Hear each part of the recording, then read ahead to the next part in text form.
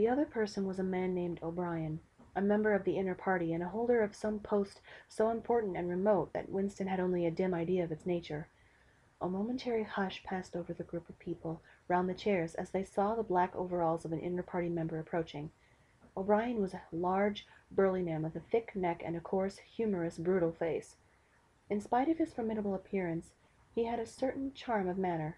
He had a trick of resting his spectacles on his nose, which was curiously disarming, in some undefinable way, curiously civilized.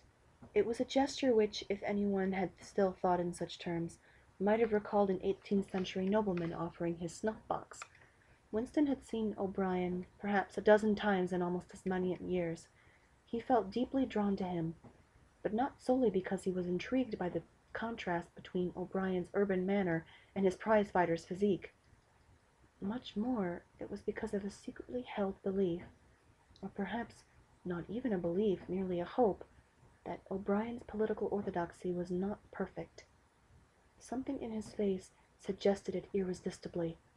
And again, perhaps it was not even unorthodoxy that was written in his face, but simply intelligence. But at any rate, he had the appearance of being a person you could talk to, if somehow you could cheat the telescreen and get him alone. Winston had never made the smallest effort to verify this guess. Indeed, there was no way of doing so. At this moment O'Brien glanced at his wrist-watch, and saw that it was nearly 1100, and evidently decided to stay in the records department until the 2 minutes' hate was over. He took a chair in the same row as Winston, a couple places away. A small, sandy-haired woman who worked in the next cubicle to Winston was between them. The girl with dark hair was sitting immediately behind. The next moment a hideous, grinding screech, as of some monstrous machine running without oil, burst from the big telescreen at the end of the room. It was a noise that set one's teeth on edge and bristled the hair at the back of one's neck. The hate had started. As usual, the face of Emmanuel Goldstein, the enemy of the people, had flashed onto the screen. There were hisses here and there among the audience. The little sandy-haired woman gave a squeak of mingled fear and disgust. Goldstein was the renegade and backslider who once, long ago, how long nobody quite remembered, had been one of the leading figures of the party, almost on a level with Big Brother himself, and then had engaged in counter-revolutionary activities, had been condemned to death, and had mysteriously escaped and disappeared. The program of the 2 minutes' hate varied from day to day, but there was none in which Goldstein was not the principal figure. He was the primal traitor, the earliest defiler of the party's purity. All subsequent crimes against the party, all treacheries, acts of sabotage, heresies, deviations, sprang directly out of his teachings. Somewhere or other he was still alive and hatching his conspiracies, perhaps somewhere beyond the sea, under the protection of his foreign paymasters, perhaps even, so it was occasionally rumored, in some hiding place in Oceania itself. Winston's diaphragm was constricted. He could never see the face of Goldstein without a painful mixture of emotions. It was a lean, Jewish face, with a great fuzzy aureole of white hair and a small goatee beard. A clever face, and yet somehow inherently despicable, with a kind of senile silliness in the long, thin nose, near the end of which a pair of spectacles was perched. It resembled the face of a sheep, and the voice, too, had a sheep-like quality. Goldstein was delivering his usual venomous attacks upon the doctrines of the party, an attack so exaggerated and perverse that a child should have been able to see through it, and yet just plausible enough to fill one with an alarmed feeling that other people, less level-headed than oneself, might be taken in by it. He was abusing Big Brother. He was denouncing the dictatorship of the party. He was demanding the immediate conclusion of peace with Eurasia, and was advocating freedom of speech, freedom of the press, freedom of assembly, freedom of thought. He was crying hysterically that the revolution had been betrayed, and that all in this rapid polysyllabic speech, which was a sort of parody of the habitual style of the orators of the party, and even contained newspeak words, more newspeak words, indeed, than any party member would normally use in real life.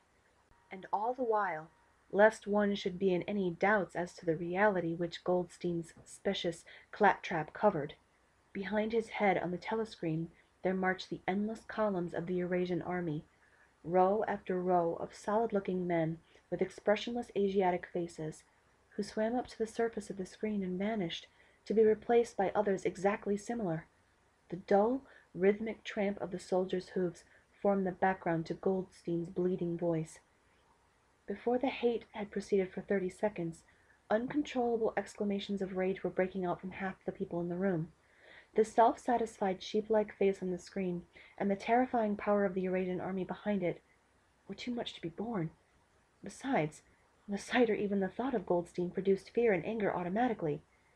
He was an object of hatred, more constant than either Eurasia or Eastasia, since when Oceania was at war with one of these powers it was generally at peace with the other. But what was strange was that although Goldstein was hated and despised by everybody, although every day, and 1,000 times a day, on platforms, on the telescreen, in newspapers, in books, his theories were refuted, smashed, ridiculed, held up to the general gaze for the pitiful rubbish that they were, in spite of all this, his influence never seemed to grow less. Always there were fresh dupes waiting to be seduced by him. A day never passed when spies and saboteurs acted under his directions were not unmasked by the thought police. He was the commander of a vast, shadowy army, an underground network of conspirators dedicated to the overthrow of the state. The Brotherhood, its name was supposed to be. There were also whispers of stories of a terrible book, a compendium of all the heresies, of which Goldstein was the author, and was circulating clandestinely here and there. It was a book without a title. People referred to it, if at all, simply as the book, but one knew of such things only through vague rumors.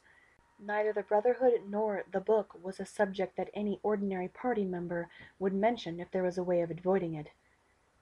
In its second minute the hate rose to a frenzy. People were leaping up and down in their places and shouting at the top of their voices in an effort to drown the maddening, bleating voice that came from the screen. The little sandy-haired woman had turned bright pink, and her mouth was opening and shutting like that of a landed fish. Even O'Brien's heavy face was flushed. He was sitting very straight in his chair, his powerful chest swelling and quivering, as though he were standing up in an assault of a wave. The dark-haired girl behind Winston began crying out, "Swine! Swine! Swine!" And suddenly she picked up a heavy Newspeak dictionary and flung it at the screen. It struck Goldstein's nose and bounced off. The voice continued inexorably. In a lucid moment Winston found that he was shouting with the others and kicking his heel violently against the rung of his chair. The horrible thing about the 2 minutes' hate was not that one was obliged to act a part, but that it was impossible to avoid joining in. Within 30 seconds any pretense was always unnecessary. A hideous ecstasy of fear and vindictiveness, a desire to kill, to torture, to smash faces in with a sledgehammer, seemed to flow through the whole group of people like an electric current, turning one even against one's will into a grimacing, screaming lunatic. And yet the rage that one felt was an abstract, undirected emotion which could be switched from one object to another like the flame of a blow lamp. Thus, at one moment Winston's hatred was not turned at Goldstein at all, but, on the contrary, against Big Brother, the party, and the thought police, and at such moments his heart went out to the lonely, derided heretic on the screen, sole guardian of truth and sanity in a world of lies. And yet, the very next instant he was the one of the people about him, and all that was said of Goldstein seemed to him to be true. At those moments, his secret loathing of Big Brother changed into adoration, and Big Brother seemed to tower up, an invincible, fearless protector, standing like a rock against the hordes of Asia. And Goldstein, in spite of his isolation, his helplessness, and the doubt that hung about his very existence, seemed like some sinister enchanter, capable by the mere power of his voice of wreaking havoc on the very structure of civilization. It was even possible, at moments, to switch one's hatred this way or that by a voluntary act. Suddenly, by the sort of violent effort in which one wrenches one's head away from the pillow in a nightmare, Winston succeeded in transferring his hatred from the face on the screen to the dark-haired girl behind him. Vivid, beautiful hallucinations flashed through his mind.